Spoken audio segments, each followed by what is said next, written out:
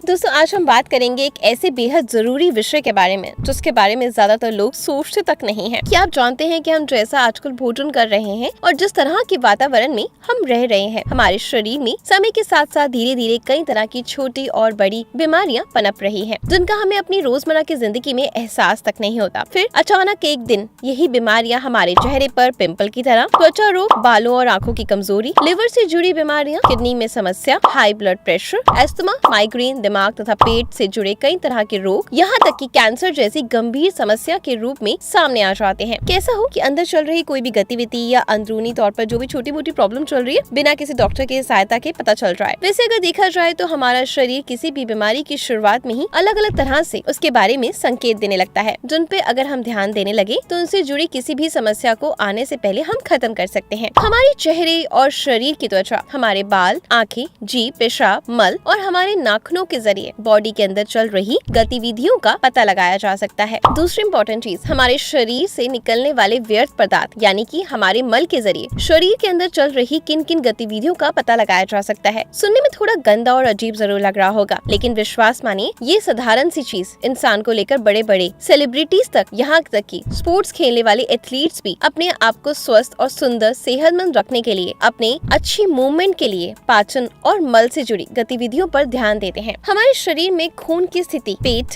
Kidney और liver के साथ साथ अंदरूनी अंगों की सेहत का हमारे मल के जरिए पता लगाया जा सकता है। इसलिए कई बार किसी बीमारी के चलते जब हम डॉक्टर के पास जाते हैं तो हमारी जीभ, आंख और नब्ज देखने के बाद हमसे वो सवाल जरूर पूछा जाता है कि हमें पॉटी कैसे आ रही है। फ्रेश होने का समय, मल का रंग, आकार, प्रकार, आने का तरीका सेहत से जुड़े कई साधारण और कई बेहद गंभीर बीमारियों के संकेत भी देता है। सबसे पहले बात करते हैं मल के रंग की। अगर हमारे मल में थोड़ा बहुत पीलापन होना सामान्य है, लेकिन जब मल का रंग बहुत ज्यादा पीला नजर आने लगे, साथ ही उसमें बहुत ज्यादा चिकनाहट या तेज दुर्गंध आने लगे, तो ये दर्शाता है कि हमारे मल में फैट की मात्रा ज्यादा है। ऐसी स्थिति तब होती है जब हमारा पाचन भोजन से फैट और दूसरे जरूरी पोषक तत्व ठीक से एब्जॉर्ब नहीं कर पाता, जिसकी वजह से धीरे धीरे शरीर में पोषक तत्वों की कमी आने लगती है। इसके अलावा पीला मल जो होता है सीलिएक बीमारी का सबसे बड़ा संकेत होता है। इस बीमारी में आटा, ब्रेड, मैदे से बनी चीजें और सभी ग्लूटेन रिच फूड पेट को काफी तकलीफ देते हैं। बहुत ज्यादा काला मल ज्यादा दवाइयों के सेवन का नतीजा होता है, खासकर आयरन सप्लीमेंट्स। इसके अलावा गहरे लाल, जामुनी और काले रंग की चीजें खाने पर भी हमारे स्टूल का कलर काला नजर आ सकता है। लेकिन इसके अलावा काले रंग का मल आने के पीछे एक गंभीर वजह ये भी हो सकती है कि वो हमारे पूरे पाचन तंत्र के किसी न किसी अंदरूनी हिस्से में ब्लीडिंग यानी कि खून का बहना, वो हिस्सा हमारे भोजन नली, पेट और आंतों की तरफ जा रहा है, वो हमारे पूरे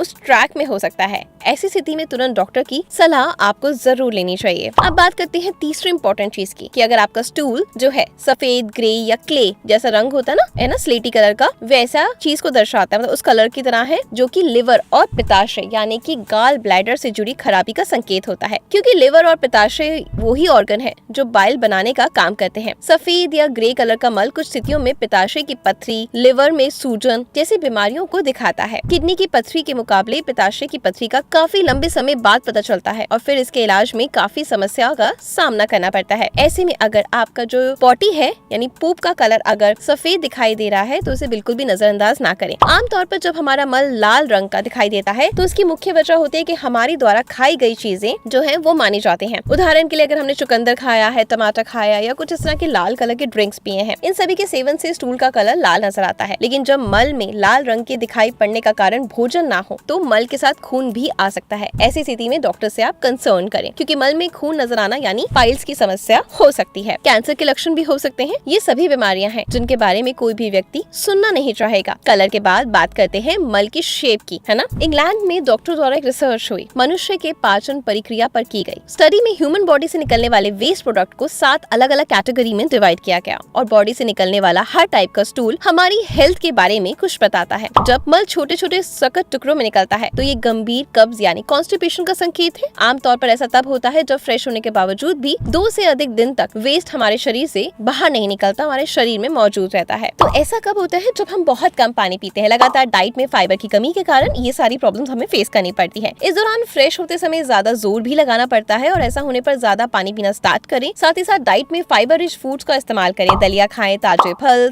सलाद, हरी पत्तेदार सब्जियां, मैदे से बनी चीजों को अवॉइड करें। अब बात करते हैं अगली शेप के बारे में। अगर आपका जो पूप की लंबाई है यानी शेप जो है वो लंबी है और काफी गाढ़दार है, आकार में है, तो उसमें वो भी कब्ज का संकेत होता है। दिखने में ठीक वैसा ही होता है जैसे कि मानो छोटे छोटे मल के टुकड़े आसपास में चिपक गए हों। ऐसा स्टूल दर्शाता है कि आपके डेली रूटीन में ज्यादा शारीरिक हलचल शामिल नहीं है या आप लंबे समय तक बैठे रहने का काम है। ये कब्ज के वो लक्षण है जो धीरे धीरे गंभीर समस्या बन जाते हैं। बाद में इसकी वजह से कई दूसरी बीमारियां भी पैदा हो जाती हैं। इसलिए रोजाना पानी ज्यादा पीना है, सुबह शाम थोड़ा वर्कआउट जरूर करें। अब बात करते हैं अगले शेप के बारे में। अगर आपके स्टूल का जो शेप है वो केले के आकार का है जिसकी सतह पर हल्की दरारें भी दिखाई देती हैं, घबराने की कोई बात नहीं क्योंकि इस तरह का ये नॉर्मल माना जाता है। फ्रेश होते समय जब जोर लगाने की जरूरत नहीं पड़ती तो एक अच्छी पाचन की निशानी होती है। लेकिन फिर भी अक्सर ठंड के मौसम में ज्यादातर लोग पानी कम पीते हैं जिसकी वजह से कब्ज होने लगती है। इसलिए हमें अपने शरीर में यानी अपने शरीर को पूरी तरीके से हाइड्रेट रखना है ताकि हमारा पाचन हमेशा ठीक रहे। जब